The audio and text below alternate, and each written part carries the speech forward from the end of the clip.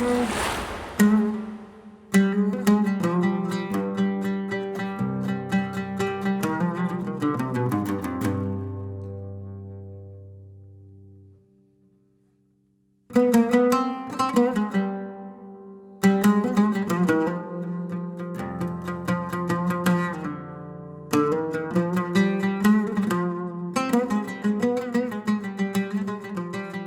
nous sommes proposés cette année d'évoquer deux penseurs, auteurs controversés.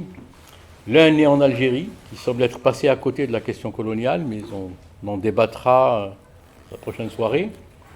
L'autre né en région d'outre-mer et qui a épousé sans réserve la cause de la décolonisation. J'ai nommé donc Albert Camus et Frantz Fanon. Madame le docteur Alice Cherki, je dis le docteur parce que vous êtes quand même médecin. Psychiatre, oui. Et voilà.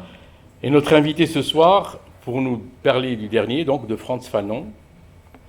Alice Cherki, vous êtes psychiatre, psychanalyste et écrivaine. Essayiste plutôt. Essayiste, ok. Vous avez un ouvrage, La frontière invisible, violence de l'immigration, dans lequel vous tissez un lien entre votre pratique psychanalytique et votre expérience politique, et qui a reçu le prix de Oedipe en 2007. Vous êtes également l'auteur d'un ouvrage sur Frantz Fanon, qui est d'ailleurs sur la table là, dont vous avez été proche, édité par Seuil en 2000 et réédité en 2011. J'ai lu un peu votre parcours et il me semble qu'il y a deux étapes marquantes de votre vie. Votre exclusion de l'école française parce que juive pendant la Seconde Guerre mondiale, qui aura sans doute marqué votre réveil politique précoce. À 4 ans, oui. Oui.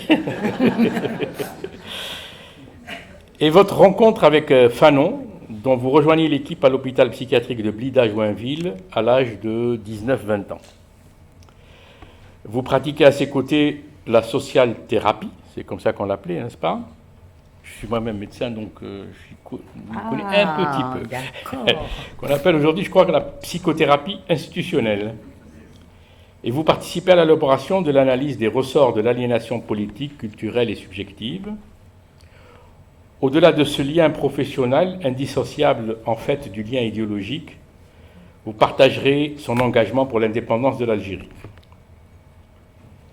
Chaque fois qu'un homme fait triompher la dignité de l'esprit, chaque fois qu'un homme dit non à une tentative d'asservissement de son semblable, je me suis senti solidaire de son acte. Ces paroles sont de Frantz Fanon, pas de moi. Vous vous reconnaissez sans doute dans cette phrase de Fanon. Et Alice, je vous donne la parole pour la suite. Merci beaucoup. Je vois que vous êtes très, très au fait. Bon, d'abord, c'est ouvert là? Oui.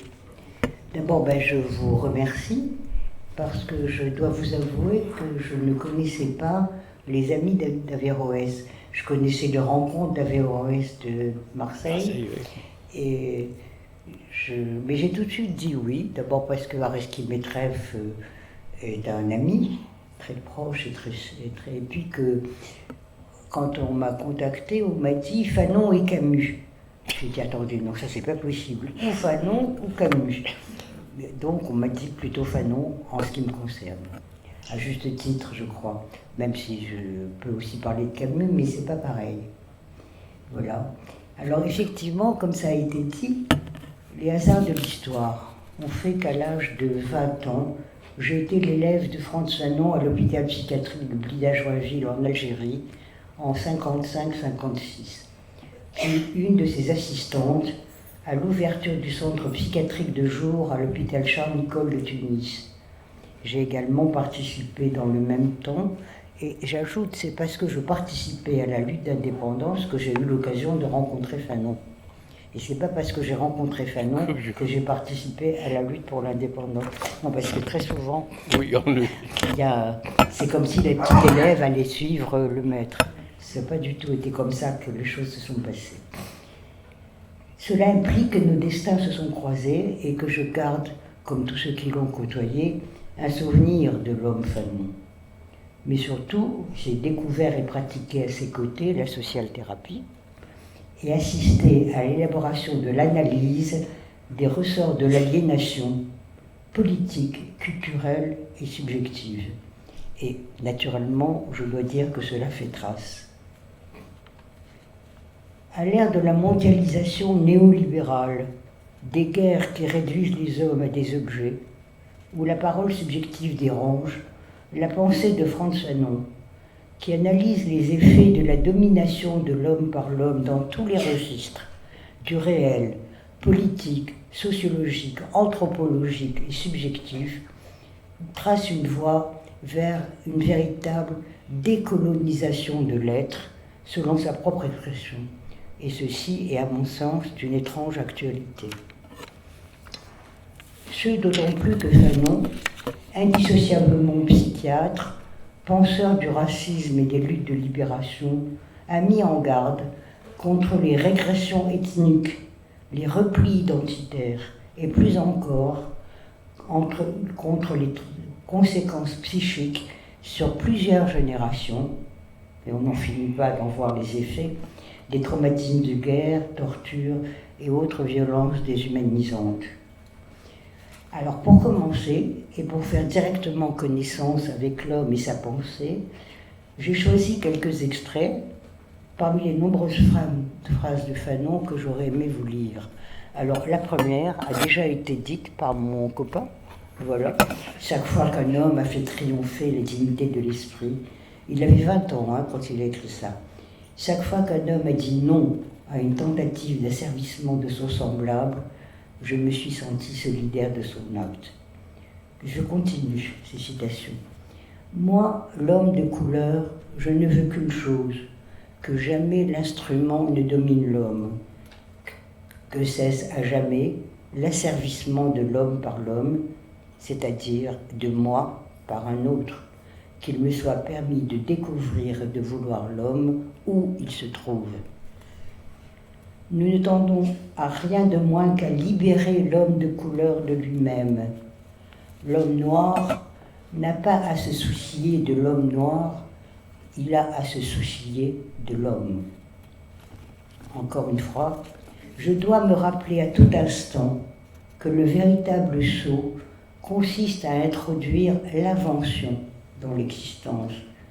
Dans le monde où je m'achemine, je me crée interminablement. Ma liberté ne m'est-elle pas donnée pour édifier le monde du toit ? Et bien sûr, ça je pense que même ceux qui ne connaissent pas Fanon connaissent cette phrase. « Oh, mon corps fait toujours de moi un homme qui interroge ». Ça c'était au tout début du jeune Fanon, au tout début. Il écrivait déjà ceci. Beaucoup plus tard, au cours de sa vie, il avait écrit entre autres à propos de la haine.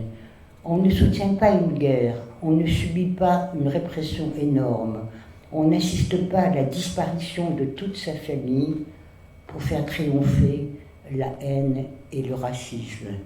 Le racisme, la haine, le ressentiment, j'aime beaucoup ce terme de ressentiment, que je trouve très moderne, entre parenthèses, le désir dit légitime de vengeance, ne peuvent alimenter une libération, et encore moins une guerre de libération.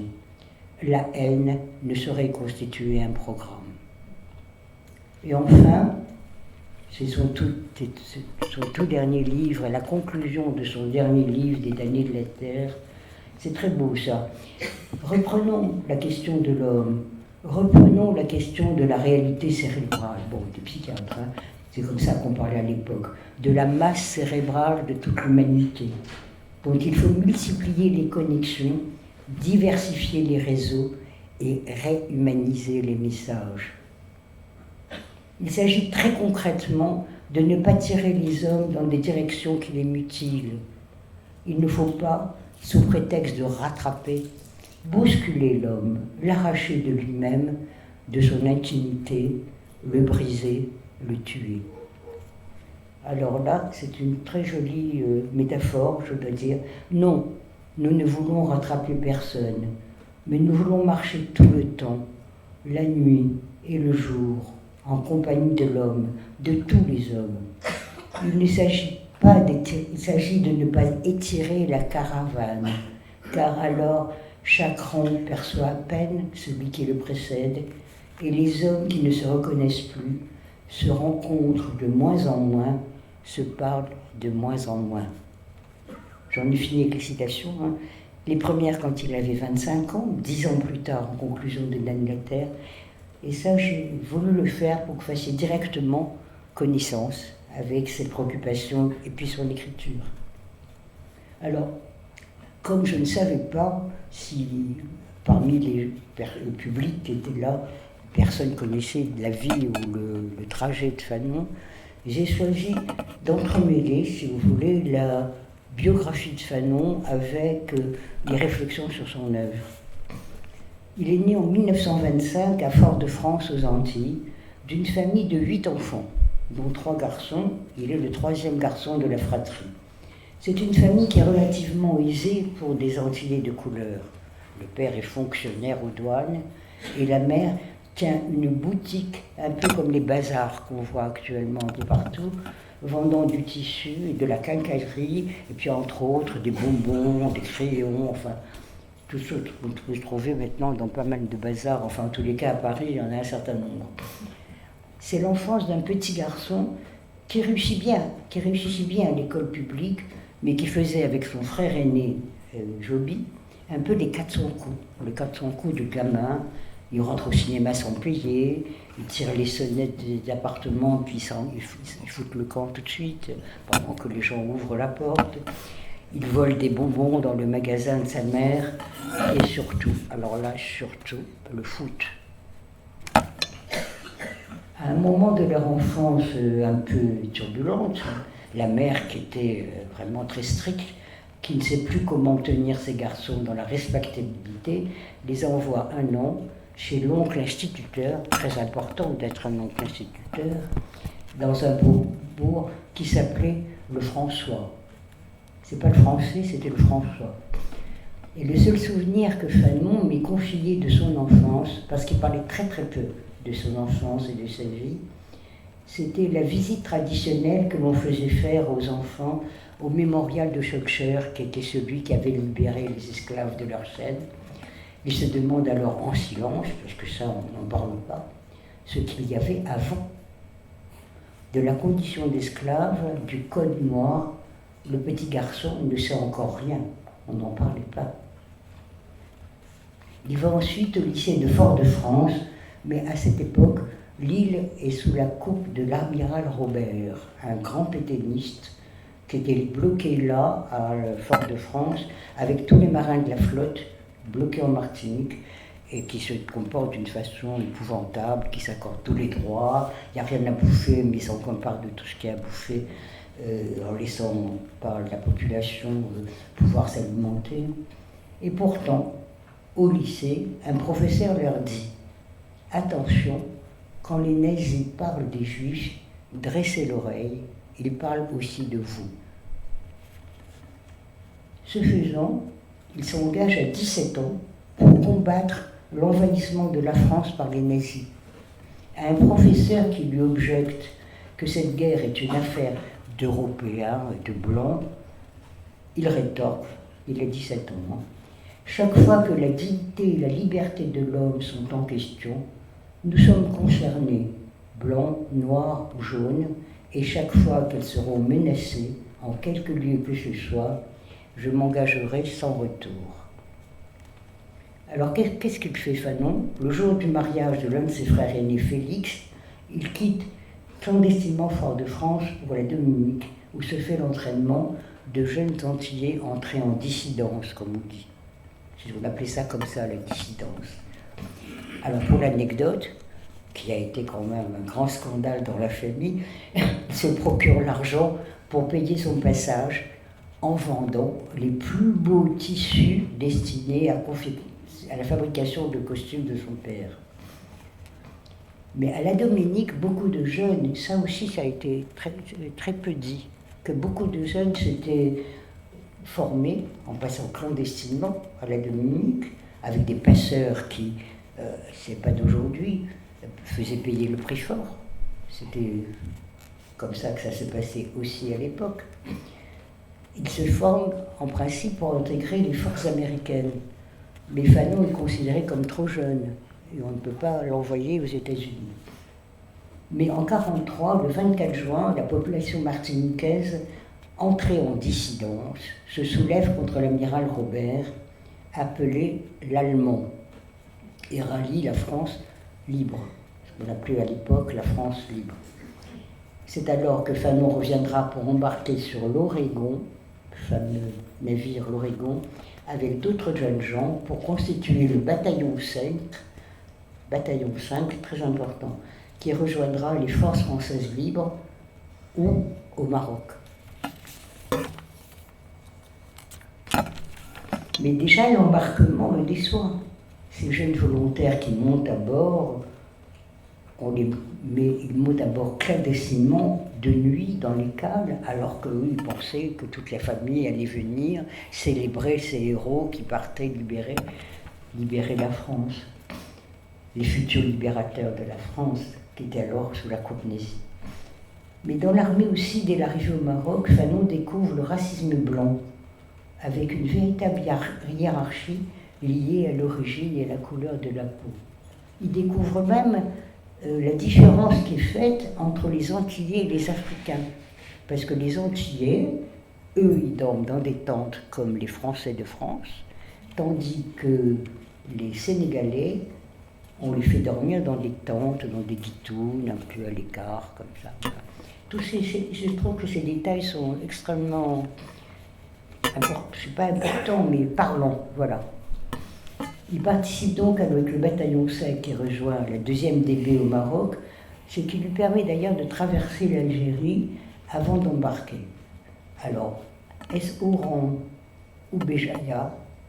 En tous les cas, les avis diffèrent. Chaque ville se prétend que c'est de ce port-là que Fanon s'est embarqué. Et je n'ai pas réussi à trancher, je vous dire.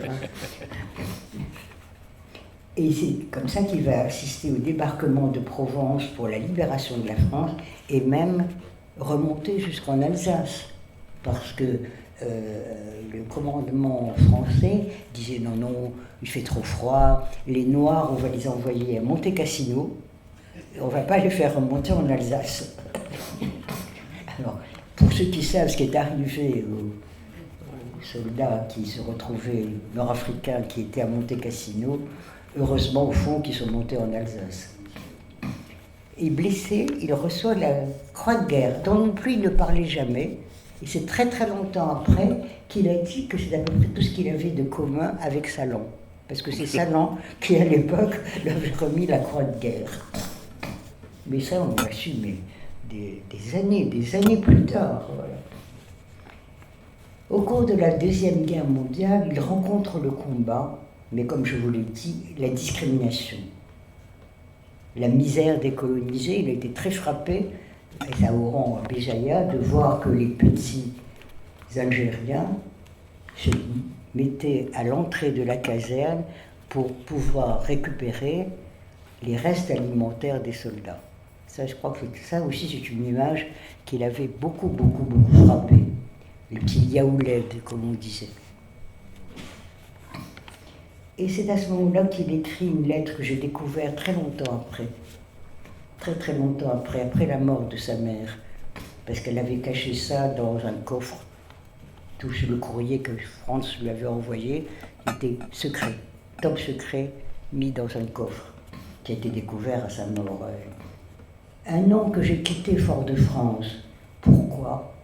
Pour défendre un idéal obsolète. Je doute de tout, même de moi. Il a 19 ou 20 ans. Si je ne retournais pas, si vous appreniez un jour ma mort face à l'ennemi, consolez-vous. Mais ne dites jamais qu'il est mort pour la belle cause, car cette fausse idéologie, bouclier des politiciens imbéciles, ne doit plus nous illuminer. J'aime beaucoup la phrase « les politiciens imbéciles ». Je trouve ça... Je me suis trompée.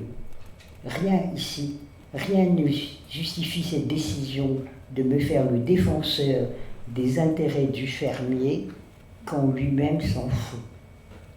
Bon, il écrit cela, mais il va garder sa culture de résistance toute sa vie. Mais tout ça n'est pas neuf. Hein. Il retourne aux Antilles, très brièvement, où il participe à la campagne d'Aimé Césaire, puisqu'on est à la fin de la guerre et que c'est le moment où Césaire candidate pour la députation. Et il le fait, parce que c'est Césaire quand même, mais il ne comprend pas pourquoi Césaire choisit que les Antilles deviennent un département français et ne réclame pas l'autonomie. Et à ce propos, il se trouve que, il y a quelques années maintenant, pas si longtemps, je me suis retrouvée en Martinique avec Olivier, en plus le fils de Franz Fanon, et on a été reçus par Césaire, qui était un très vieux monsieur à la mairie, il n'était plus même, et je lui posais la question qui me brûlait les lèvres depuis 40 ans. Et je lui demandais, mais pourquoi vous avez choisi la députation et pas l'autonomie? Alors, il s'est retourné, il ne m'a pas regardé, il s'est retourné vers Olivier, et puis il a pris son temps, et il a dit, mais parce qu'à l'époque, ce à quoi les Antillais aspiraient, c'est avoir droit à la sécurité sociale, droit à avoir les mêmes avantages que avaient les ouvriers français. Voilà. C'est la réponse qu'a été Césaire. Il ne m'a pas dit après s'il avait regretté ou pas, mais enfin, j'ai eu quand même la réponse à cette question que Fanon lui-même se posait.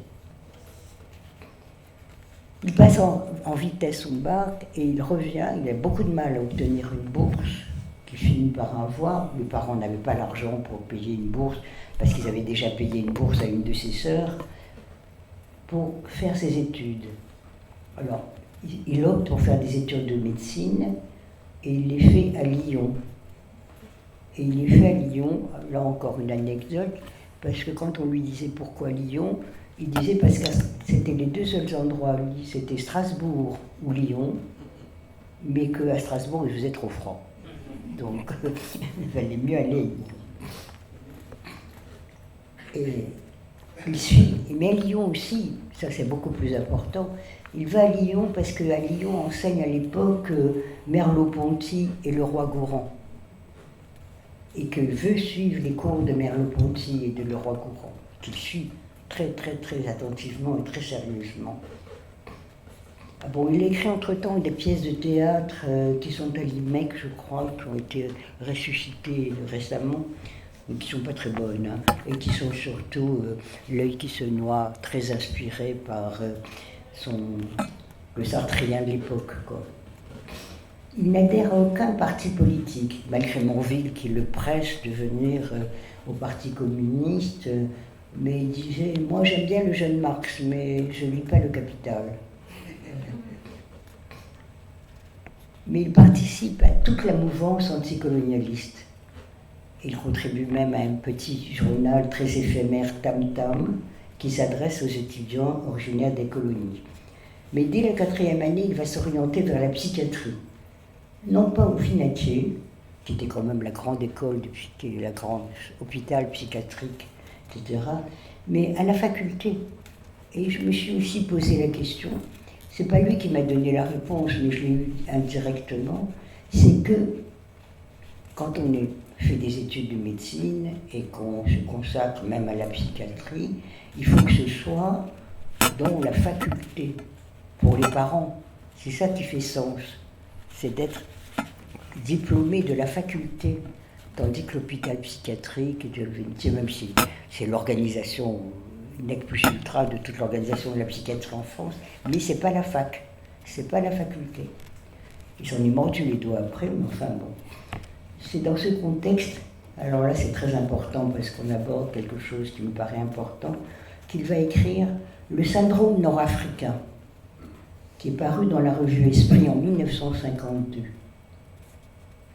Bon, il va travailler momentanément aussi sur ce qui voulait être sa thèse et qui deviendra Peau noire et masque blanc, et qu'il avait écrit Essai sur l'expérience vécue du noir, et qui est devenu avec les éditions du Seuil, Peau noire et masque blanc, et il va rédiger parallèlement une thèse de psychiatrie avec un au titre extrêmement rébarbatif. Hein. Il faut que je le lise parce que je m'en souviendrai jamais autrement. Troubles mentaux et syndromes psychiatriques dans une dégénérescence spino-cérébelleuse, un cas de maladie de Friedreich, etc., etc. Mais dans lequel, effectivement, il y a quand même une chose qu'il faut retenir, c'est que c'est la première fois qu'un psychiatre de l'époque dissocie la maladie mentale de la neurologie et des localisations cérébrales, et qu'il interroge les facteurs familiaux et sociaux qui interviennent dans les processus de la folie humaine. Pour ceux que ça intéresse, il y a Jean Kelfa qui s'est beaucoup occupé de ça récemment et qui a fait un très bon travail autour de ça. Moi, je voudrais insister sur le syndrome nord-africain, que je trouve absolument un texte d'une actualité extraordinaire. Parce que ce texte n'est pas une description clinique d'une maladie qui serait spécifiquement nord-africaine, comme le voudrait l'esprit de l'époque, et qu'en Algérie, pour ceux qui s'en souviennent, les médecins européens appelaient de façon très péjorative la cool shit. Je ne sais pas si certains d'entre vous ont l'âge de se souvenir de la cool shit, mal partout, qui était très péjoratif. Hein, enfin, en tous les cas, moi je m'en souviens encore. Il décrit cette souffrance globale, diffuse, cette douleur dont témoignent en France les ouvriers venus d'Afrique du Nord et à l'époque essentiellement des Algériens. Fanon montre la souffrance de ces ouvriers, jetés là sans passé, sans devenir, jetés dans le fracas d'un monde qui les chosifie. Ce ne sont que des bras. Il interroge le rejet et la chosification d'un autre baptisé Bicot, Bougnoul, etc., etc. Je crois que c'est une citation là. Cet exilé souffre d'être un homme mort quotidiennement, vivant dans un sentiment total d'insécurité, menacé dans son activité, isolé dans son activité sociale. Et on peut ajouter exclu de son appartenance à la cité. Bon, citoyen n'y aucun droit de citoyenneté, aucune. Cette chosification de l'homme pur objet, nié dans sa singularité, et je dis bien singularité et non pas individualité, Fanon la combattra toute sa vie, et comme psychiatre, et comme politique, dans ses actes comme dans ses écrits. Et déjà, vous pouvez percevoir que cette préoccupation, le mot est faible, n'a rien de passéiste. Vous l'avez n'a rien de passéiste. Ça veut dire que pour ceux d'entre nous qui ont, à travers les années, eu affaire à ce genre de situation, on a retrouvé exactement les mêmes éléments, y compris, ça avait un peu modifié, parce que ce texte révèle la difficulté du soignant de la métropole qui, au-delà de l'éventuelle barrière de la langue,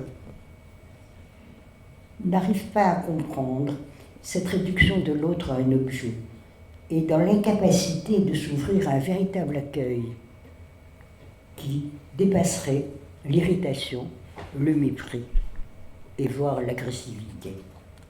Ce texte est scandaleux pour l'époque, mais à mon avis, il est encore d'une étrange actualité.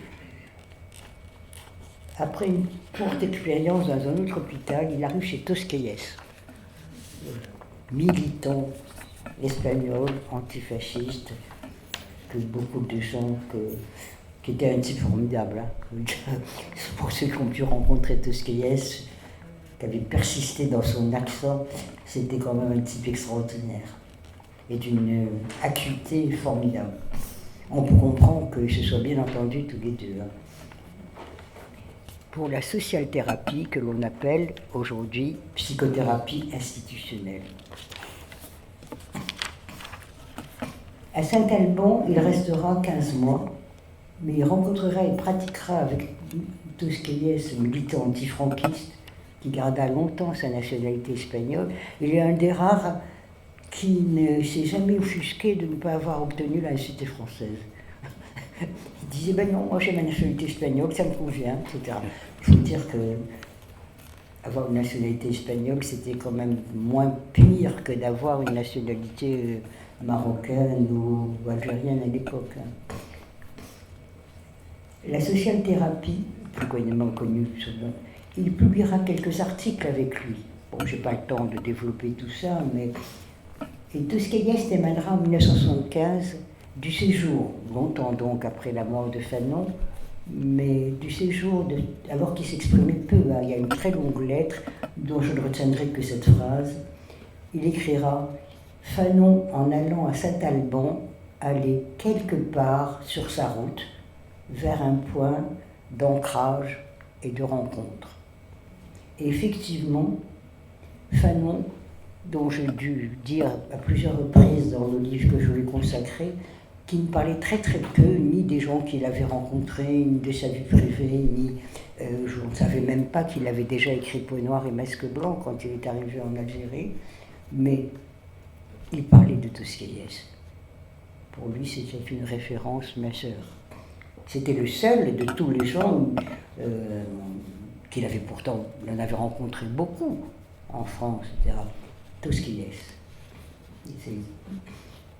Mais justement, parce qu'il découvre là une conception de la psychiatrie à laquelle il adhère et qu'il mettra en pratique toute sa vie, mais il y trouve aussi l'endroit où l'aliénation est interrogée dans tous ses registres. Il y a une coïncidence entre la pratique institutionnelle à Saint-Alban, vivant à réinscrire le malade mental dans le monde dont il a perdu les repères, tentative de restaurer ainsi sa liberté de sujet parlant, et la réflexion de Fanon sur le racisme et la colonisation psychique, liée à l'aliénation économique et culturelle. Ça, c'est une chose extrêmement importante et que certains d'entre nous n'oublient pas aujourd'hui, mais qu'il faut tout le temps rappeler. Et cette double démarche va prendre tout son sens au moment de son arrivée dans l'Algérie coloniale, en 1953. Parce qu'il passe le médical des hôpitaux psychiatriques français, qui n'existe plus aujourd'hui, je crois, oui, même j'en suis sûr, et c'est à ce titre qu'il arrive en Algérie. Il écrit à son frère, ça je sais pas, c'est pas très connu. Je vais en Algérie, tu comprends, la France dispose d'assez de psychiatres pour s'occuper des fous. Je préfère aller dans un pays où ils ont besoin de moi. Son frère Joby. Mais quand Fanon arrive en Algérie en novembre 1953 à l'hôpital de Blida-Joinville, il a 28 ans. Il est marié, il vient d'avoir un bébé. Il a déjà beaucoup écrit, comme je vous l'ai dit, alors qu'aucun d'entre nous n'était au courant. Cet article, syndrome nord-africain, sa thèse, Peau noire et masque blanc, mais il n'en fait pas du tout état. Il n'y a que Pierre Chollet et Louanchy, pour ceux qui connaissent le nom de ces personnes-là, qui savaient que Fanon avait été l'auteur de Peau noire et masque blanc. Parce que Salah Louanchy, qui était à Paris, avait retrouvé cette connaissance-là. C'est par Pierre Chollet qu'on a appris à ce moment-là, aussi bien Jérôme que moi, que le monsieur avec qui on travaillait avait écrit Peau noire et masque blanc.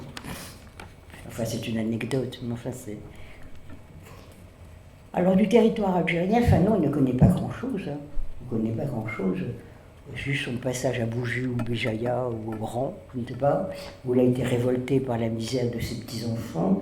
Et bien sûr, les ouvriers algériens en exil en France avec lequel il avait travaillé.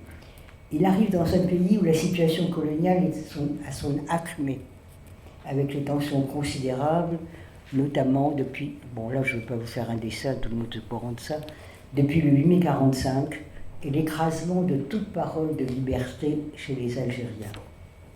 Il constate que l'indigène est considéré comme un sous-homme, y compris, bien sûr, chez les psychiatres de l'école d'Alger, où se développe en toute tranquillité la théorie du primitivisme, de l'indigène, régi par la prédominance du diencéphale, faisant de lui un être végétatif et instinctif, faisant peu appel aux facultés mentales les plus développées, et de ce fait, ajoute cette théorie, Il présente une inappétence native pour le travail, manifeste une tendance marquée pour le mensonge et est soumis à une impulsivité criminelle le rendant potentiellement dangereux. C'est textuellement dans l'école psychiatrique. Je pense que ça m'ennuie chaque fois de rappeler ça, mais il y a des trucs qui sont des phrases qui sont écrites dans le truc et qui sont restées dans le manuel de psychiatrie, le truc de Porot, jusqu'en 1970-72.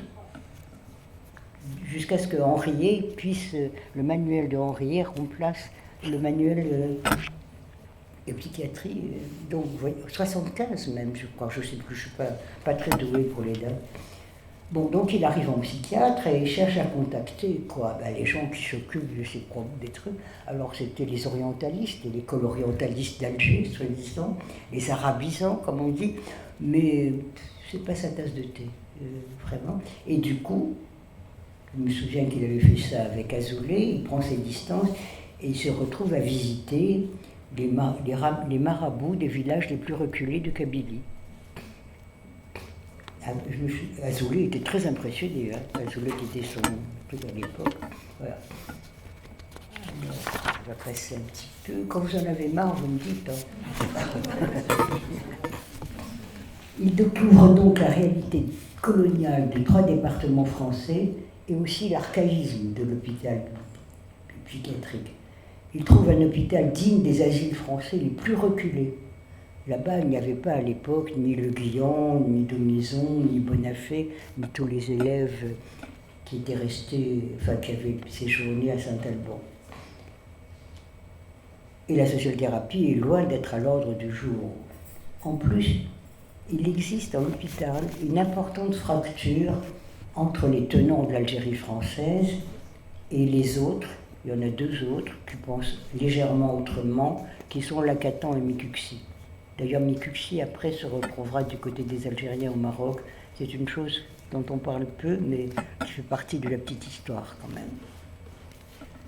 Fanon fera sa révolution psychiatrique dans les 2 services. Il n'a pas été, je répète, le responsable de l'ensemble de l'hôpital psychiatrique de Blida. Il n'a été responsable que de 2 services sur l'ensemble des services de l'hôpital psychiatrique de Blida. Je dis ça pour tous les biographes et tous les cinéastes qui font des films autour de Fanon. Ce qui est très important, il n'est pas directeur de l'hôpital entier, de l'hôpital de Blida. Il y a bien d'autres tendances à l'intérieur de cet hôpital qui entraînent une conflictualité très importante. C'est la guerre, quoi. Bon, on va passer, il met en place dans les services de la social-thérapie contre le scepticisme et le ricanement de ses collègues. Bon, sans m'étendre ici, là on ne voit pas un truc, c'est quand même très important parce que c'est le début de la célébrité de Fanon, si je veux dire, entre mettant célébrité entre guillemets. Parce que les journaux, théâtre, ateliers de couture pour les femmes et pour les hommes indigènes musulmans, avec lesquels c'est difficile au début. Ça, la thèse d'Azoulay en témoigne, c'est très intéressant aussi, en disant qu'ils ne comprennent pas. Mais finalement, ils se rendent compte qu'effectivement, ça ne parle pas. Je veux dire que le théâtre, toutes ces choses-là ne correspondent pas à ce qui peut se réveiller culturellement et affectivement chez des hommes aliénés musulmans qui viennent généralement des villages les plus reculés de l'Algérie, parce que les gens qui avaient du fric allaient dans les cliniques privées. Mais donc c'est un énorme travail d'élaboration à la suite duquel, justement, pour les hommes, on réouvre la mosquée, qui est une toute petite mosquée à Blida, pour ceux qui connaissent, une toute petite mosquée ravissante, ce qui n'a rien à voir avec les énormes édifices mégalomanes de ces dernières années, et dans lequel, qui servait de grenier à blé. Voilà, donc il crée un café mort, dont la place existe toujours à l'hôpital psychiatrique de Blida, où les hommes peuvent venir parler, converser, échanger, etc. Et enfin, la musique shahabi, c'est-à-dire avec cet homme formidable qui était venu, j'ai oublié son nom, il me reviendra, qui était venu et qui d'ailleurs est devenu un infirmier très actif. Et avec ça, construction d'un stade de foot. Ça aussi, ça a été extrêmement important, la construction d'un stade de foot qui existe toujours. Et aussi, ce qui est une formation d'école pour les infirmiers, avec des réunions du personnel. C'est à ce moment-là que Daumaison est venu passer quelques jours pour créer l'école d'infirmiers. Et les infirmiers, qui jusqu'à présent étaient des gardes chez Hourne, se sont retrouvés des soignants. Ils en ont gardé un souvenir absolument ébloui. Voilà. En fait, c'est une véritable... Il enrichit la bibliothèque pour les internes. C'est comme ça qu'on peut accéder à des ouvrages de Freud, de Reich, de Reich et d'autres gens qui ne circulaient pas dans les librairies algéroises de l'époque. Il s'agit d'humaniser l'institution. Donc, refaire du tissu social, c'est créer un lieu, un espace ouvert pour le conflit. Si je dis ça, c'est parce que c'est ce qui va aussi motiver et alimenter son engagement politique. Il ne redoutait pas le conflit, il pensait qu'il fallait ouvrir l'espace pour le conflit. Et c'est ce qui faisait qu'il n'était pas pris dans des querelles de prestance de pouvoir, de je tue celui-là pour prendre sa place, enfin, des choses qui se sont passées très rapidement après. Voilà. Je passe là-dessus. Parce que je veux en arriver à les aliénés, etc. Tout ça, c'est des trucs qui sont plutôt destinés à des psychiatres, mais il se plonge dans la réalité de la situation. Oui, ce que je veux dire, c'est qu'il a écrit aussi beaucoup d'articles, et notamment l'un d'entre eux, bon, il y en a eu avec Jérôme, etc., avec Asla. Et j'insiste sur Asla parce qu'il se trouve qu'actuellement, Asla qui a quitté l'hôpital psychiatrique, j'étais témoin, pour se retrouver à Alger, a disparu. Mais il a été arrêté à Alger. Et son corps a probablement été jeté dans la mer par hélicoptère. Et la famille d'Asla, même à l'heure actuelle, cherche à savoir la vérité. Et les bruits qui courent pour faire disparaître Asla à l'hôpital psychiatrique de Blida lors de en 1956, quand il y a eu la grève et que la police est intervenue, est fausse. Asla n'est pas mort à ce moment-là. Donc, pour la famille, c'est extrêmement important que la vérité soit tout à fait dite. On ne peut pas, que ce soit fiction ou pas fiction, on ne peut pas tricher sur la mort d'Asla ou sur la disparition d'Asla. Je dis ça pour les cinéastes et autres biographes qui veulent aller dans cette direction-là. Et je le dois à la famille d'Asla.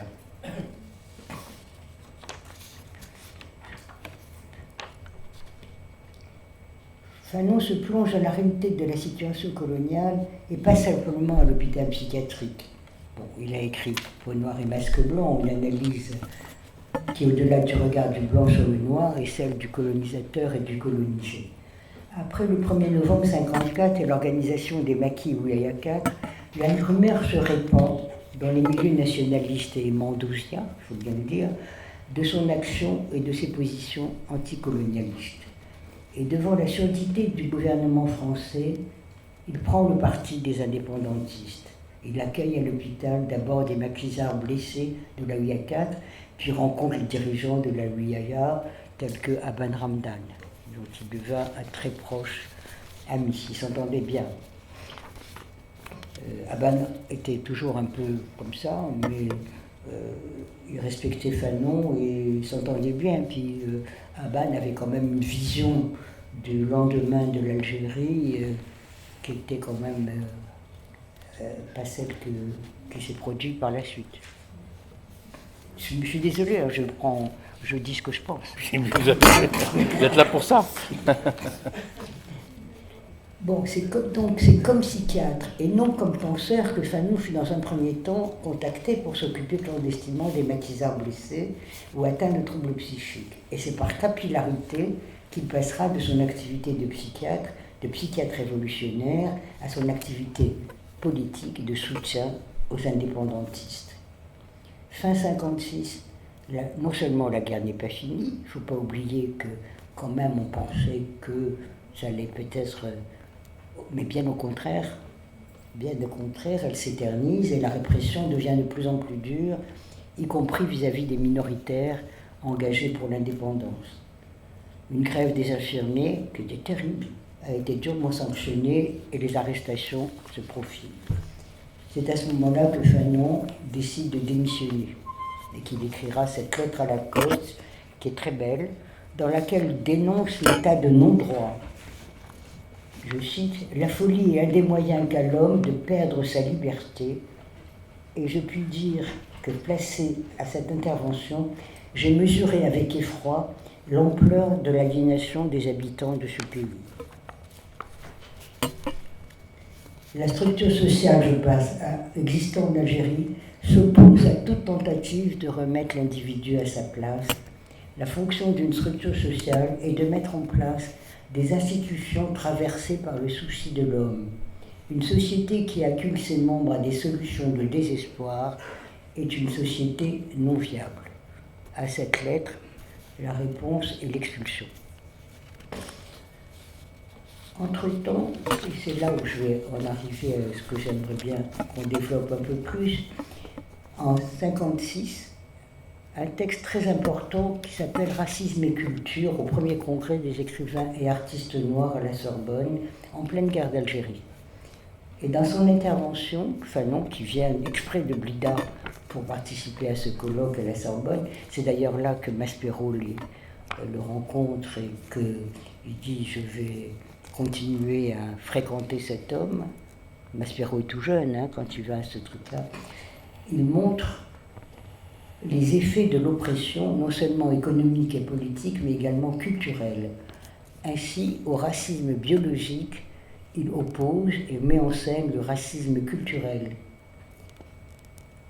Qu'est-ce qu'il nous dit dans ce texte écrit avec toute l'énergie et la fébrilité qu'on lui connaissait? Il développe une analyse du racisme qui n'est plus le racisme biologique cher aux thèses de Gobineau et à la théorie du primitivisme, mais le racisme culturel, qui est d'une étrange actualité, même s'il est vu à l'époque essentiellement en référence avec la situation coloniale. En mettant en évidence la destruction des valeurs culturelles et la dévalorisation des modes d'existence du colonisé, son exclusion du champ de la culture, il montre comment les valeurs culturelles, le langage, les techniques de ce colonisé sont dévalorisées, déjetées, brisées. L'expropriation, je cite, le dépouillement, la razzia, le meurtre objectif se double d'une mise à sac des schémas culturels, ou du moins conditionne cette mise à sac. Les lignes de force, c'est l'expression de Fanon de l'époque, qui dans notre langage moderne désigne les systèmes symboliques, c'est-à-dire tout ce qui gère le politique, le culturel, le social, etc. Tous les systèmes dominants dans lesquels on a à se repérer. Les lignes de force qui sont chargées d'ordonner n'ordonnent plus. La culture ouverte et vivante sur l'avenir se ferme, prise dans le carcan de l'oppression. Et là aussi, c'est important pour comprendre ce qui se passe aussi aujourd'hui. Mais cette culture ne disparaît pas, elle reste présente et enquistée. Comme on dit, ça reste enquisté quand même, momifié. La momification culturelle entraîne, ajoute Fanon, une momification de la pensée individuelle. Et je crois que ce texte et son de 1956 sont extrêmement importants, parce qu'après avoir fait cette analyse-là, la conclusion de Fanon, et qui je crois est quelque chose qui le poursuivra toute sa vie, et qui a été repris par des successeurs après, La culture spasmée et rigide de l'occupant libéré s'ouvre enfin à la culture du peuple devenu réellement frère. Les deux cultures peuvent s'affronter, s'enrichir. L'universalité réside dans cette décision de prise en charge du relativisme réciproque de cultures différentes, une fois effectivement exclu le statut colonial. Je veux dire que, écrit en 1956, cette conclusion, qui est à mon avis extrêmement essentielle, qu'on a oublié mais à reprendre quotidiennement, si j'insiste là-dessus et que je vais continuer à vous dire pourquoi, c'est parce que dire que s'ouvre enfin la culture, les deux cultures peuvent s'affronter, s'enrichir, et l'universalité, c'est-à-dire le nouvel universalisme, pas celui du XIXe siècle dans lequel il s'agirait que pour apporter la civilisation au peuple, etc. Mais le nouvel universalisme réside dans cette prise en charge réciproque, du relativisme réciproque. Et c'est très important, je crois, aussi pour comprendre et analyser ce qui peut se passer de nos jours. Plutôt que de continuer la biographie de Fanon, je le ferai si vous voulez, insister justement sur cette conception de la culture, qui obéit à un double mouvement, d'une part de mettre en évidence les conséquences de l'écrasement des référents culturels des dominés. Fanon parle des colonisés à l'époque, mais on peut dire les dominés. L'écrasement donc par la culture des dominants, qui non seulement veut assumer sa suprématie, mais encore méprise, dévalorise, rejette sous la forme de déni la langue, l'histoire, la couleur de peau, etc., tous les référents culturels des dits dominés. Mais dans le même temps, Fanon promeut avec force la rencontre des cultures qui s'enrichiront pour créer un nouvel universalisme. C'est une avancée d'une grande actualité à l'époque du repli identitaire, parce qu'il manifeste une aversion pour toutes les formes d'incarcération culturaliste des sujets. Il se départira rapidement d'une logique risquant de devenir binaire, négritude, blanchitude, et situera les cultures en mouvement comme repère d'accès à l'universel. Il promeut le travail de la culture sur elle-même, et avant même sa communication au deuxième colloque des écrivains artistes noirs à Rome en 1959 sur la culture nationale, il dit, et il importe de repérer l'impasse de la culture dans le cadre d'une domination entre la rigidification de la culture ancestrale en tradition stéréotypée et peu productive, ou l'acquisition forcenée de celle de l'occupant. Vous voyez, le double mouvement dans lequel les choses risquent de se piéger. Et vis-à-vis de ça, il aura des descendants, que ce soit Glissant ou Membé, qui reprendront cette analyse de la culture et de la sortie de la domination coloniale.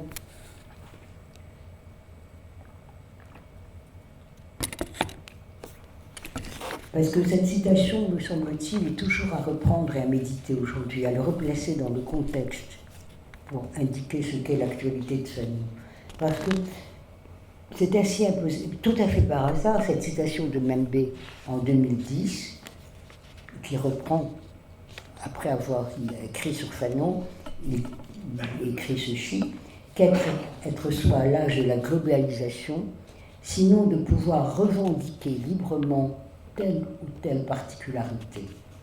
La reconnaissance de ce qui dans la nation qui nous est commune, voire le monde qui nous est commun, me rend différent des autres. Et de fait, on pourrait suggérer que la reconnaissance de cette différence par les autres est précisément la médiation par laquelle je me fais leur semblable. Et le semblable et non pas le même. là, toute la différence qu'on a du mal à entendre, à comprendre, à réaliser de nos jours, c'est que on n'est pas dans une problématique de l'identique ou du rien, mais dans la différence qui fait du semblable. Et le partage des singularités est le préalable d'une politique de l'en commun. Donc c'est déjà le message de Fanon qui est très très clair là-dessus, et je pense que je pourrais ultérieurement, mais vous devez en avoir marre pour l'instant, vous parler aussi de la fonction du regard. Voilà. C'est aussi d'une très grande actualité. Si l'on s'intéresse aux banlieues, réfléchir sur ce que c'est que la fonction du regard telle que Fanon parlait et telle que nous pourrions en parler aujourd'hui, pour ce qui déclenche la violence, etc., c'est très intéressant, mais c'est un peu long. Voilà. Merci Alice pour cet exposé,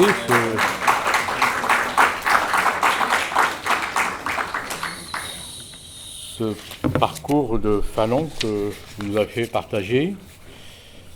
Je pense que ça va susciter un certain nombre d'interrogations, de questions. Donc je vous invite à réagir ou d'associations personnelles. Ou d'associations personnelles, pourquoi pas, ça le succès.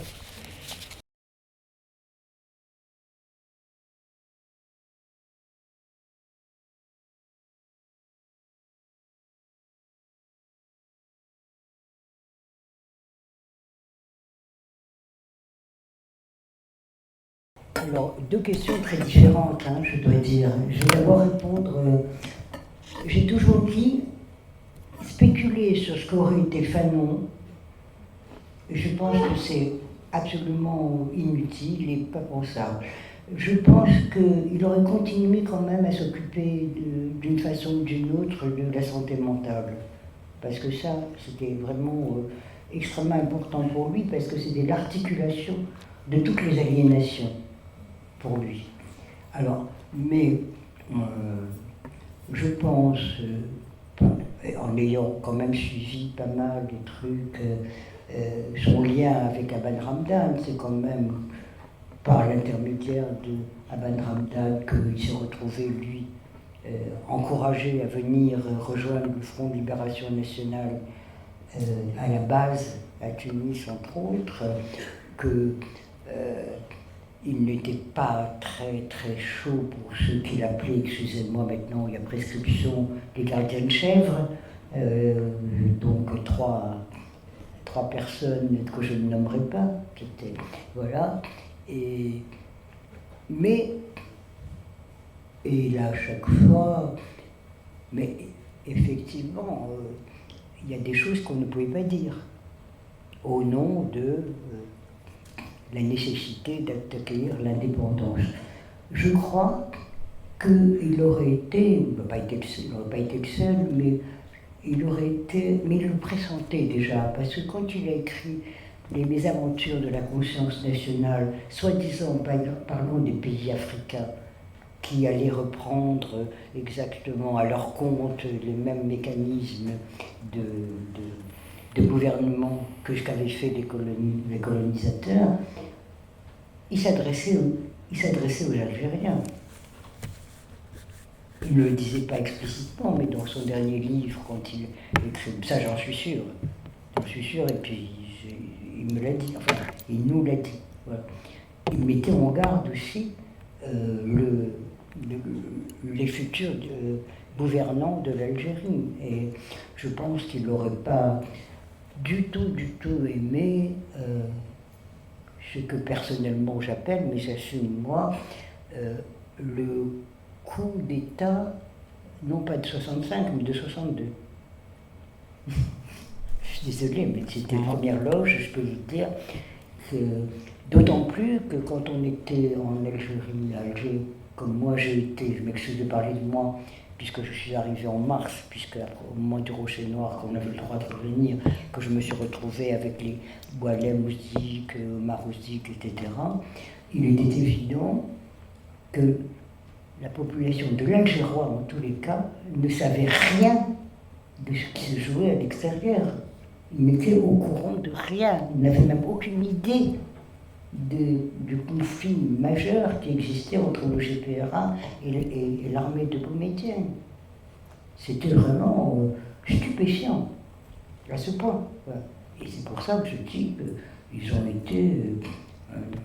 il y a eu un coup d'État en 62, déjà. Voilà. Je pense que Fanon n'aurait pas aimé. Mais je pense qu'il aurait quand même continué. Comme l'ont fait certains autres, etc. Il aurait continué. Dans quelle direction, je ne sais pas. Ça, je ne peux pas dire, mais je sais qu'il y a cette fameuse lettre que j'ai retrouvée après, puisque j'ai rencontré les Taïeb après de cette lettre qu'il avait écrite à cet ami Taïeb, qui était ce Tunisien qu'on connaissait bien, cette famille qui sont restés en Tunisie après, dans lequel il lui dit qu'il aurait voulu monter au Maquis parce que pour que ça ait un sens, mais il était déjà très malade. Il était quand même, de toute façon, du côté de ce qu'était la libération, et qu'il avait écrit, ça les gens ne s'en souviennent pas, il avait écrit quelque chose dans lequel il mettait en garde aussi les apparatchiks, dans lequel il disait, si vous voulez construire le pont, et que ceux qui habitent du côté de ce pont n'en veulent pas, la parole est aux citoyens, et c'est à lui de décider le moment venu, et pas à vous de l'imposer. Il a écrit ça à plusieurs reprises, et ça, il aurait continué dans cette direction. Sur quel mode? Ça ne m'appartient pas de le savoir, mais je pense qu'il n'aurait sûrement pas... il ne se serait pas écrasé. Voilà ce que je veux dire. Ça, j'en suis sûr. Il ne se serait pas écrasé. Alors, je pense que... Écoutez, quel âge il aurait maintenant? Il aurait 97 ans. Hein. Je pense, comme beaucoup d'entre nous, le Irak était... En plus, il était très pour le droit des femmes, comme on dirait. Et si vous voulez, quand il écrit, par exemple, dans l'an 5 de la Révolution algérienne, que les gens ne lisent pas, les gens ne savent pas sociologie de révolution, c'est un texte extrêmement important. C'est dans ce texte-là qu'il parle de comment le fait d'œuvrer pour la libération modifie le regard des pères sur leurs filles, que les filles... Enfin, il y a tout un truc comme ça dans lequel il fait semblant de croire, mais il y croit aussi partiellement, comment un mouvement révolutionnaire de cet ordre-là fait que une mutation s'inscrit au sein même de la famille. Et il y a quand même beaucoup de jeunes femmes qui ne le disaient pas aux parents, mais beaucoup de celles qui sont montées au maquis, les pères ne le savaient pas. Je ne sais pas si vous savez ça, mais les pères ne le savaient pas. Mais ils ont accepté, enfin des choses comme ça. Et Fanon pensait que ça allait entraîner une mutation. Je pense que Fanon aurait été vraiment stupéfait du code de la famille. Des choses comme ça. Voilà, ça je peux pas parler en son nom, mais je peux vous garantir, par rapport à ces choses-là, je ne sais pas si je serais retourné aux antichambres. Peut-être, je ne sais pas. D'ailleurs, je le dis, je ne sais pas. Mais je crois que ce qu'il a pressenti était d'une actualité incroyable. Parce que aujourd'hui, ce qui, moi, me désole, c'est la façon dont chacun s'empare de la pensée de Fanon pour l'attirer dans un sens univoque qui sont contraires à ce pourquoi il s'est battu et ce pourquoi il a écrit. Voilà, c'est pour ça que j'accepte, entre autres, de venir vous parler aujourd'hui. Pardon. Alors oui, effectivement, il y avait, au tout début, il y avait ce qu'on appelle un interprète, voilà. Mais Fanon s'impatientait. Il disait non, c'est pas ce que j'ai... Il comprenait pas, mais il sentait, et il disait non, c'est pas ça. Non, c'est pas ça. Et il ne faut pas oublier aussi qu'il y avait quand même, parmi les infirmiers de l'hôpital psychiatrique, pas mal d'Européens de Blida, ou des trucs comme ça, qui étaient plutôt de gauche en plus, qui étaient, certains même étaient au Parti communiste, qui parlaient le français. Donc, mais c'est vrai que mais vous savez, beaucoup, ce qu'on oublie aussi de dire, et c'est pas fractionnel ce que je dis, c'est que beaucoup d'internés à l'hôpital psychiatrique de Blida, parmi les indigènes, venaient de Kabylie. Ça aussi, c'est des détails dont il faut remettre en scène. Beaucoup, les femmes, avec les postpartum, elles venaient essentiellement de Kabylie. Celles qui débarquaient avec des psychoses après postpartum, elles venaient des villages de Kabylie. C'est pour ça qu'on s'était absolument indigné que l'on fasse passer des TAT, des tests de perception perceptive qui étaient faits avec des planches. Je me souviens qu'avec Géronimi, on avait commencé, malheureusement tout ça a disparu, on avait commencé à faire des planches plus adaptées parce qu'on voulait leur faire de l'imaginaire sur des escaliers d'un appartement du 19e siècle parisien ou un cimetière avec des croix. Il fallait qu'elles inventent une histoire autour de ça. Je vous dis des choses vraies. Voilà, je ne sais pas, j'ai répondu. Oui. Oui. C'est sur la relation entre Frantz Fanon et Boumedienne. Parce que j'ai vu des reportages et des documentaires où il disait que Boumedienne était allé à son chevet à la fin de sa vie, etc. Et ça laisse penser qu'avec Boumedienne, il y avait une relation amicale. Donc je me demandais quelle était la relation qu'il avait avec lui. Et c'est en relation avec ce que vous disiez avant sur le fait qu'il n'aurait pas été d'accord avec ce qui avait suivi. Pas trop.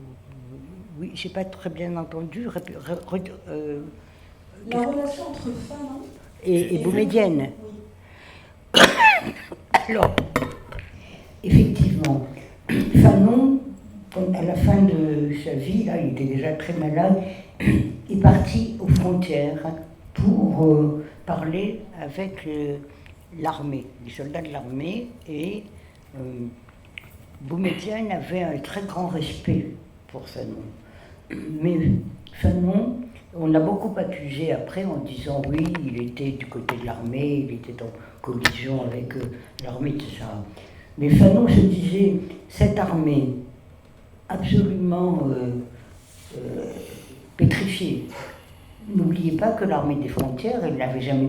Je me souviens de Nabil Fares, etc., qui avait rejoint, des étudiants qui avaient rejoint l'armée des trucs, et qui étaient stupéfaits, parce que c'est une armée qui ne combattait pas, dans lequel tout travail intellectuel était interdit. Quand Nabil Fares est arrivé avec sa machine à écrire, il avait déjà écrit un roman, etc. Et quelqu'un d'autre dont j'ai oublié le nom, que j'aime bien aussi, qui vit toujours, on lui a enlevé sa machine à écrire, on lui a dit la machine à écrire, elle sert pour uniquement mettre le nom, le prénom, l'âge des combattants. Voilà. Mais Fanon pensait que, en allant parler à ces gens-là, qui allaient rentrer en Algérie, il allait réveiller l'esprit, enfin, leur donner une conscience plus comment dire, ils étaient, moi je me souviens, puisque vous faites parler de ces choses-là, que quand j'étais à Tunis, j'avais créé un centre où je recevais essentiellement des soldats qui venaient de l'armée de Boumedienne, qui faisaient des dépressions, qui faisaient des somatisations, genre paralysie psychique, enfin des trucs comme ça, parce qu'ils étaient absolument coincés, quoi. Ils parlaient à peine, ils savaient à peine lire et écrire, et ils étaient complètement coincés, donc ils ne savaient pas pourquoi.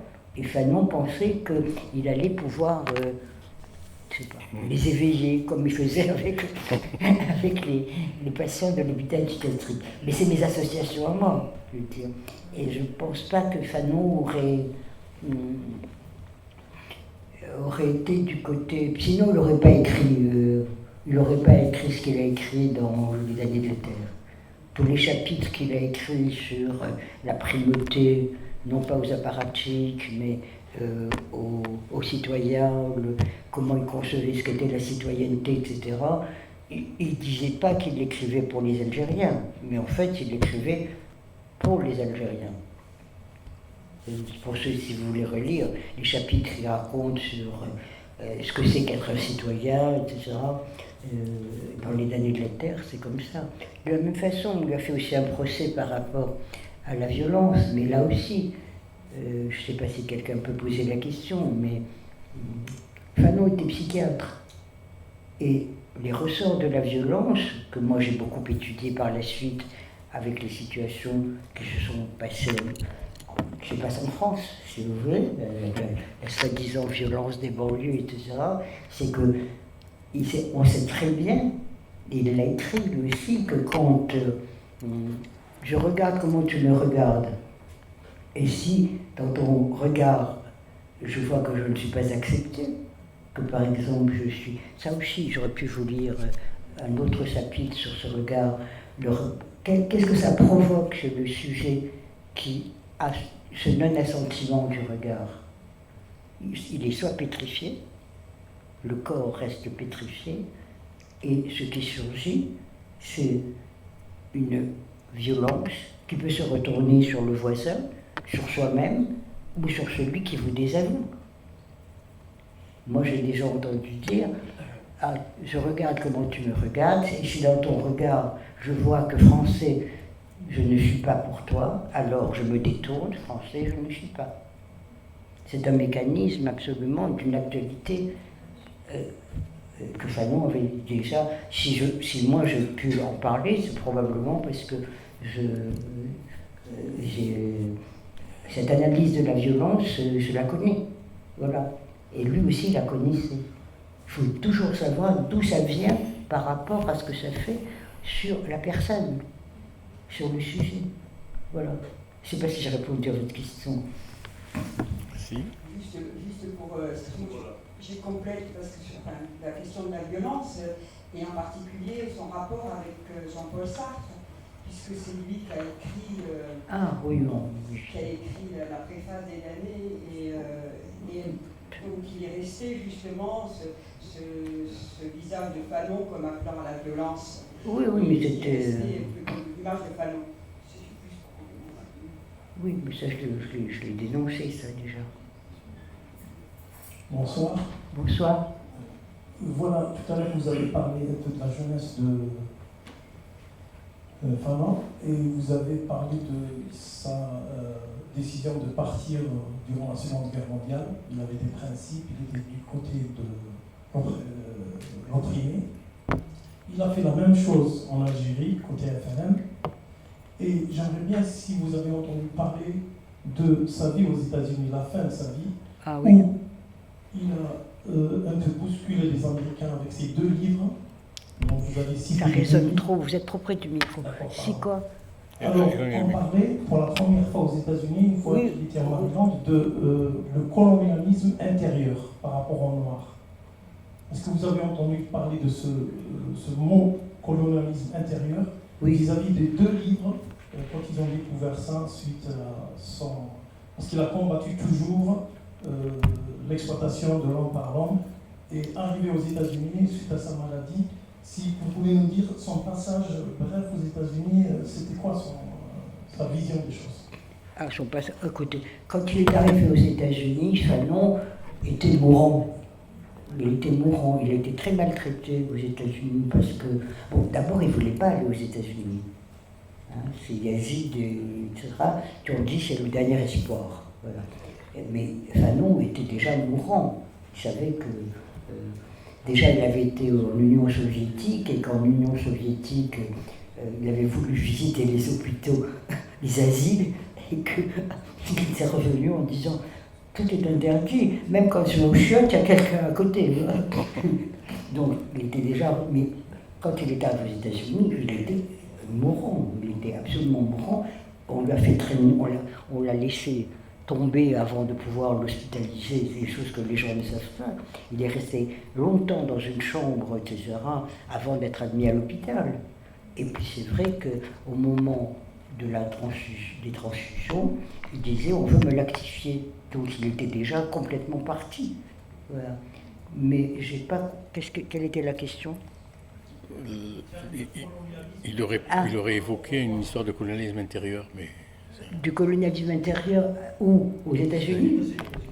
Ah bah c'est évident. Enfin, je veux dire, je ne sais pas du tout s'il était en mesure de le visualiser, mais qu'il ait perçu qu'il y avait un colonialisme intérieur à l'intérieur des États-Unis, oui, sûrement. Mais je ne peux pas vous en dire plus. Oui, bien sûr.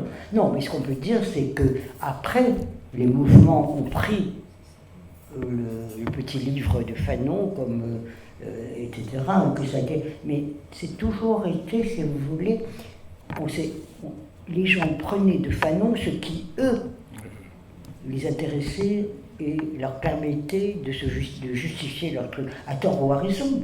Après tout, oui, que les Black Panthers aient entendu dans Fanon un désir de la décolonisation et qu'ils se sont sentis, c'est eux qui disaient qu'ils étaient décolonisés de l'intérieur. C'est eux qui ont dit ce mot-là à cette époque-là, qu'ils étaient colonisés de l'intérieur. Voilà, par rapport à la question qu'a posée la dame, la mademoiselle, voilà. Aussi, juste pour me dire, vous voulez de votre part nous confirmer ce que j'ai déjà lu quelque part, que François Fanon a dit de Boumedienne qu'il était un psychopathe. Il aurait dit, je ne sais pas, je ne suis pas au courant, mais c'est pas faux. Non, mais je veux dire que c'est tout à fait possible que, je ne sais pas s'il le lui a dit ou pas, ou qu'il aurait dit de Boumedienne qu'il était un psychopathe, c'est pas exclu. Il a bien dit de certains avant qu'ils étaient quoi, des gardiens de chèvres, des trucs comme ça. Mais oui, mais c'est pas faux, probablement. Mais moi, j'ai pas connu personnellement Boumedienne, donc je peux pas vous dire si Boumedienne était un psychopathe ou pas. Même pas compassion. Vous avez évoqué tout à l'heure un certain nombre de réserves sur certains commentateurs de Fanon. C'est un problème assez général. Alors, c'est pas forcément de la trahison, mais j'aurais bien aimé avoir votre avis sur ce que Cynthia Fleury a écrit à propos de Fanon dans son gros livre Le ressentiment. Guérir du ressentiment. Oui. D'ailleurs, vous avez évoqué la question du ressentiment, oui. Enfin, ce que Fanon en pensait, et pas en bien apparemment. Et alors, en lisant ce long chapitre de Cynthia Fleury consacré à Fanon, j'ai eu l'impression, si vous voulez, qu'elle forçait peut-être un peu le trait en disant, pour Fanon, la lutte contre le colonialisme ne doit pas empêcher qu'il faut continuer à soigner, qu'il faut continuer à guérir. Et je me suis demandé si elle n'avait pas un tout petit peu forcé la dose, pas forcément pour relativiser le combat anticolonialiste de Fanon, mais peut-être pour, comment dirais-je, prêcher beaucoup pour sa paroisse de psychiatre. Écoutez, moi j'ai beaucoup aimé le livre de Cynthia Fleury aussi, parce que, bon, elle découvre, en plus, j'ai vu qu'elle découvrait Fanon, parce qu'elle a découvert Fanon en lisant les derniers trucs qui ont été trucs. Il se trouve que moi je partage ce qu'elle dit sur le ressentiment, que j'ai écrit à ma façon il y a quelques années déjà. Je partage ce qu'elle dit sur le ressentiment comme arrêt de la subjectivité. C'est-à-dire que ça, je pense que c'est absolument essentiel. Et Fanon ne le disait pas en ces termes, sauf dans le petit chapitre, dans un truc que je vous ai lu, là par exemple, où il parlait du ressentiment ou du désir de. Je pense qu'il était effectivement pas là-dedans. Fanon, il adorait transmettre. Il avait toujours l'impression qu'il était trop en avance par rapport aux gens de Al-Moujahid, des trucs comme ça. Quand il sortait des rencontres avec Al-Moujahid, il arrivait public, je ne faisais pas beaucoup de confidences, je disais, ils ne comprennent rien, je suis trop en avance. Mais je pense qu'il a touché quelque chose de très important sur les méfaits du ressentiment. Mais ce n'est pas l'essentiel de son œuvre, etc. Il se trouve que Cynthia Fleury a épinglé ça pour l'actualité. Mais je pense, elle a peut-être trop insisté là-dessus, mais on sent bien qu'elle découvre, qu'elle découvre. Ça m'a beaucoup amusé de lire ça, parce que d'une part, moi-même, dans mon expérience de psychanalyste, je toujours pensé que s'arrêter au ressentiment, c'est un arrêt de la subjectivation, de la même façon que quand je parle des jeunes adolescents qui savent plus où ils sont, pour lesquels ils ont beau parler comme ça, il y a quelque chose dans la constitution d'eux comme sujet qui est arrêté, qui est complètement arrêté, qui n'est pas métaphorisé, qui n'est pas, excusez-moi d'employer, puisque vous avez lu Cynthia Fleury, je peux vous parler comme ça, qui n'est pas quelque chose où on peut accéder, c'est comme s'il y avait des choses traumatiques qui étaient restées enfouies et non verbalisables. C'est-à-dire qui ne peuvent pas constituer des traces qui permettent qu'on se souvienne pour oublier. Voilà. Et ça, c'est un arrêt. Et ça peut provoquer quelque chose qui est de l'ordre très archaïque du ressentiment, effectivement. Alors, peut-être que c'est sa découverte de Fanon qui lui a fait insister là-dessus, mais elle l'utilise d'une certaine façon qui n'est pas négligeable, je trouve, pour notre époque, hein, et pour un certain milieu. Mais vous devriez lire La frontière invisible, c'est de la pub, là. Pourquoi pour un certain milieu ? Comment dire, pour un certain milieu, dans la mesure où parce qu'il faut vraiment s'intéresser du rapport à l'évolution de l'individu sujet et du contexte et du système symbolique dans lequel il grandit. C'est pas tout le monde qui pose la question comme ça. C'est pas tout le monde qui s'interroge sur l'articulation entre comment se constitue un sujet individu, un être en développement, si on peut dire, depuis l'enfance, depuis l'adolescence, et ce que j'appelle les systèmes symboliques dans lesquels il est appelé à évoluer. C'est-à-dire, par exemple, moi personnellement, j'insiste beaucoup sur les méfaits du déni de l'histoire de la colonisation, des décolonisations du déni. Pendant des années, ce qui a eu lieu n'a pas eu lieu. Et les effets que ça peut avoir de plus en plus sur les générations qui vivent dans soumis à cette insistance du déni global, du déni politique, du déni social, du déni, voilà, c'est les effets que ça a, parce que, bon alors là j'outrepasse Fanon, parce qu'il ne faut pas oublier que quand un nouveau-né naît, il n'est pas simplement avec papa, maman, la bonne et noire. Il naît dans un monde dans lequel il aura puisé ce qui va lui servir pour parler, pour se représenter, pour évoluer. Et si ça c'est condamné, par exemple, moi j'ai des exemples très parlants dans pourquoi on a dit à un moment donné que les garçons d'origine maghrébine, quand ils rentraient à l'école primaire, ils étaient insupportables et qu'ils n'y arrivaient pas, etc. Mais tout simplement parce qu'il n'y a aucune articulation entre, par exemple, le bain de langue, les comptines des grands-mères, etc., et ce que le système symbolique qui les entoure quand ils grandissent leur offre.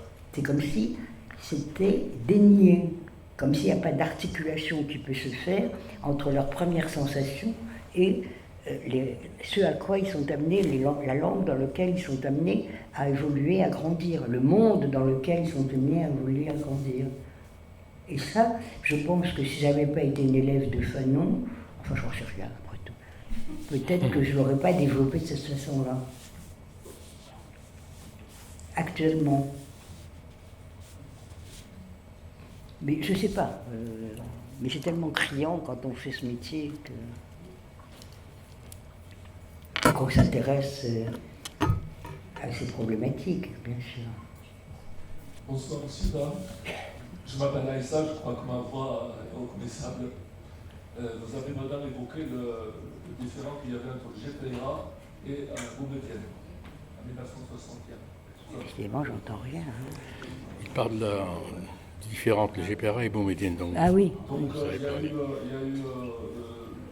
sans doute, le GPRA et s'est permis de révoquer Aouaré Boumedienne, qui était le chef d'état-major, et ses adjoints, le commandant Khalid Ahmed, le commandant Astin, je crois. Et donc il y avait une partie des chefs de la Révolution qui ont créé le parti de Boumedienne, et d'autres, celui du GPRA. C'est-à-dire là, on a une.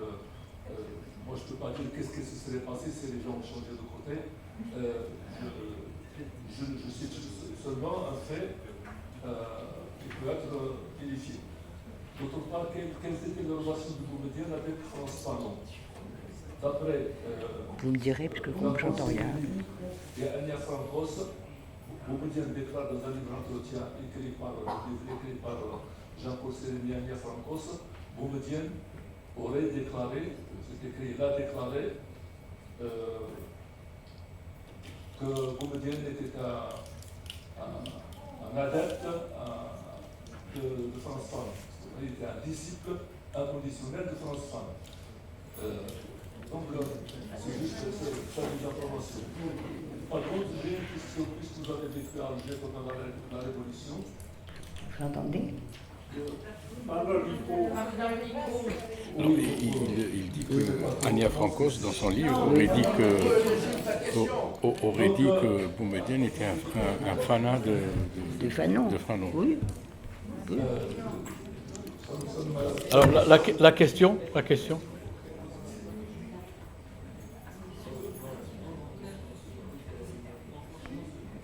C'est un vieux livre. Hein. Ah. Comment?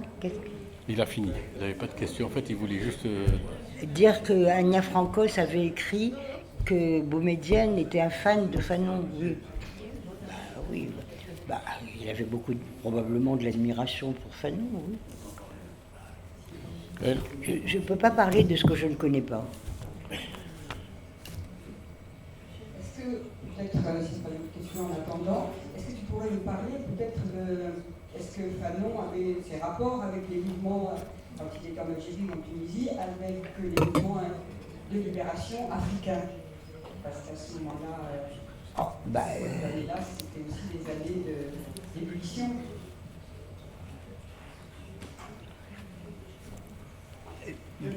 Quel rapport Fanon avait avec les mouvements de libération en Afrique? Fanon, c'est de notoriété publique. Il l'a écrit, il l'a d'ailleurs écrit dans le truc. Alors moi, je vais être très trivial.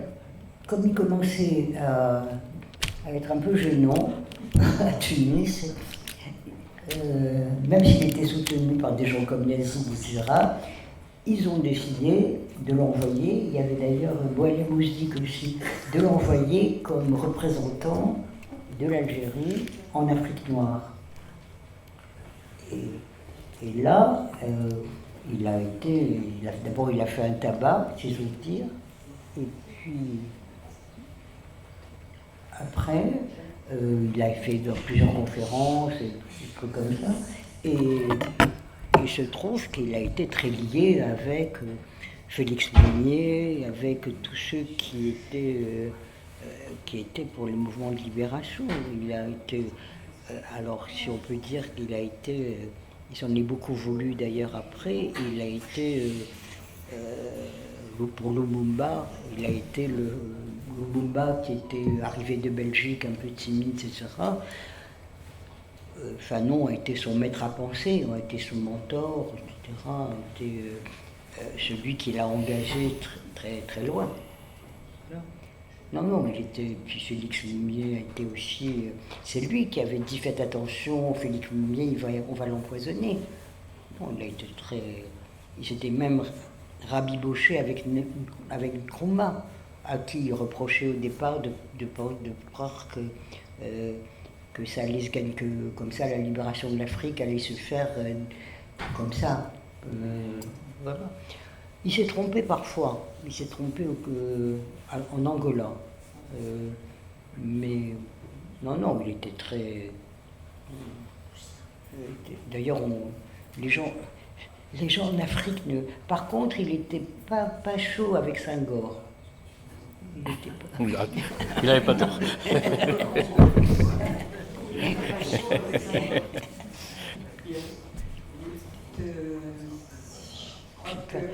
Alors, il y a une question au fond. Une dernière question. Moi, je croyais qu'on allait parler de l'actualité de Fanon, là. Dernière question, et puis après, on laissera la place quand même pour, justement, si vous voulez, signer un livre, efficace. Donc, dernière question rapide. Merci.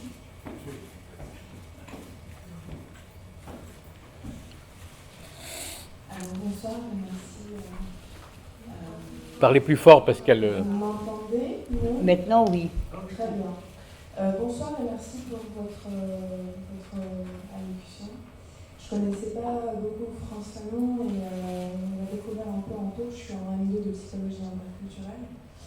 Et du coup, je voulais savoir comment cette pensée un peu dans laquelle vous êtes développée, grandi auprès de France Fanon, comment elle a marqué votre pratique clinique et comment elle a influencé votre regard psychanalytique vis-à-vis de tous ces espaces culturels qui se rencontrent, qui se métabolisent et qui donnent quelque chose dans le regard par rapport au sujet. Quelle est la lecture que vous avez maintenant aujourd'hui par rapport au sujet? Est-ce que vous le regardez par rapport à son système de sens? Comment vous appliquez la psychanalyse à l'interculturalité? Vaste question. Comment vous appliquez la psychanalyse à l'interculturalité? À l'interculturalité, comment j'applique la psychanalyse? Disons que l'interculturalité arrive chez le psychanalyste. Je peux vous répondre de cette façon assez lapidaire qu'effectivement, comment vous voulez que si on s'intéresse au traumatisme et à la souffrance d'un individu qui aspire à être un sujet libre et citoyen de surcroît, on ne puisse pas être pris par ce que vous appelez l'interculturalité, que j'appelle comment se conjuguent ou se dénient les systèmes symboliques en présence. C'est-à-dire, voilà. Mais ça, c'est extrêmement important. Mais je vous renvoie à la frontière invisible, si cette question vous intéresse, parce que j'en parle énormément là-dedans, et je montre justement tous les effets de l'écrasement, des dénis, etc., et des problèmes de non-culturalité, justement, d'écrasement, de tentatives d'écrasement d'une culture par une autre, des raidissements que cela provoque, des arrêts subjectifs que cela provoque. Voilà. Je pense que Fanon aurait été d'accord avec moi. Bien. Merci Annie Cherki de nous avoir consacré ce moment précieux. Tu pouvais juste conclure peut-être effectivement sur l'actualité de Fanon aujourd'hui. C'est ce que j'ai essayé de faire à plusieurs reprises. Il me semble que j'ai essayé de montrer, y compris par rapport à la conception de la culture, aussi par rapport au regard, à l'importance du regard, à l'importance du déni, c'est-à-dire de comment, dans ce que je dis déjà tout à l'heure, ce que ça peut provoquer comme raidissement subjectif, quand, par exemple, Fanon a beaucoup insisté sur le regard. Je regarde comment il me regarde. Et là, beaucoup, c'est des chapitres magnifiques, ça, je ne pouvais pas vous en dire davantage, mais je vais vous donner cet exemple qui est très parlant, qu'il raconte, et que justement certains biographes n'ont rien compris, c'est que Fanon raconte cet épisode quand il est étudiant à Lyon, bien habillé, il est toujours élégant, il marche dans la rue, et qu'il y a une maman avec son petit garçon, et le petit garçon dit « Tiens, maman, un nègre ». Et c'est très connu. Et la maman, elle est comme ça. Et Fanon, qui est vraiment à des milliers de kilomètres de ça, est figé. Il est interloqué, il est figé. Et qu'est-ce qui se passe à ce moment-là? Il n'y a plus, pendant tout un temps, il est sidéré. Mais tout le monde connaît ça, quand vous êtes interpellé d'une certaine façon. Ce moment de sidération où vous êtes sans voix, où le corps reste immobile. Et tout d'un coup, qu'est-ce qui sort? Eh bien, une infinie violence, et il dit « Ce nègre vous emmerde, madame. » Donc, il en avait fait l'expérience. C'est-à-dire qu'il a très bien... ce qu'on peut très bien comprendre, c'est quand on est assigné comme ça à être... Soit il l'écrit d'autre part, il est dit quand un indigène, quand un truc est considéré comme un moins que rien, ou comme un objet, qu'est-ce que ça déclenche sur cette personne-là, sur lui, sur son corps? Qu'est-ce qui surgit de ce corps à ce moment-là? Est-ce que c'est... Et c'est pour ça que je dis que la façon de s'en sortir, c'est la création. Moi, j'aime bien quand cette création se passe chez les jeunes, vous savez, dans la musique, dans l'écriture, etc. Parce que ça prouve qu'ils ont arrivé, à partir de cette sidération, à construire une scène. Voilà. C'est comme ça qu'on s'en sort dans l'interculturalité, à mon avis. Je vous le dis à vous, mademoiselle. Merci.